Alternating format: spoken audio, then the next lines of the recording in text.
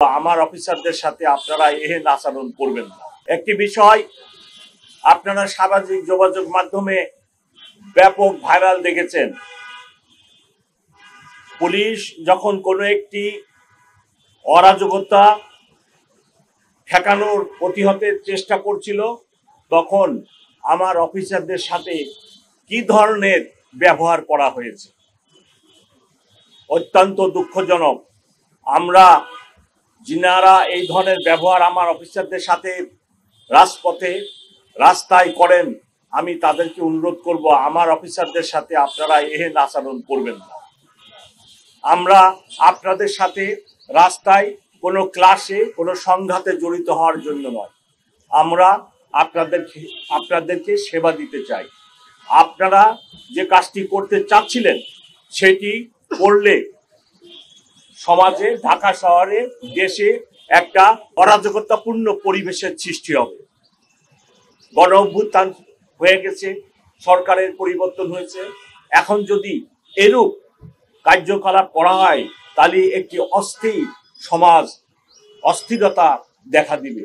সেজন্যই আমরা সেটি রক্ষার জন্য আমার অফিসাররা নিয়োজিত ছিল। কিন্তু এরূপ ব্যবহার আমাদেরকে বড়ই মর্মাহত করেছে। আমরা এরূপ ব্যবহার কোনো শিক্ষিত বুঝবান মানুষের থেকে আশা করি না। আরেকটি বিষয়, গতকালকে রাত্রে আমার একজন অফিসারকে ককটেল মেরে যেভাবে আহত করা হয়েছে, আপনারা প্লিজ এই নিউজ প্রকাশ করেন। আমার নিরপরাধ অফিসার রাস্তা দিয়ে থানার সামনে ছিল, আপনি নিরপরাধ মানুষটিকে এইভাবে ককটেল মেরে আহত করলেন। এতে আমার অফিসারদের মনোভাব নষ্ট হয় এবং পরিণতিতে আমরা সবাই ক্ষতিগ্রস্ত হব। যদি আমার অফিসারদের মনোবল ঠিক না থাকে, আপনারা দেখছেন 5ই আগস্টের পরে আমি নিজে রাত্রে দেখেছি 80 বছরের বৃদ্ধ লোককেও বাঁশের লাঠি নিয়ে মহল্লার মধ্যে মহল্লা পাহারা দিতে হচ্ছে।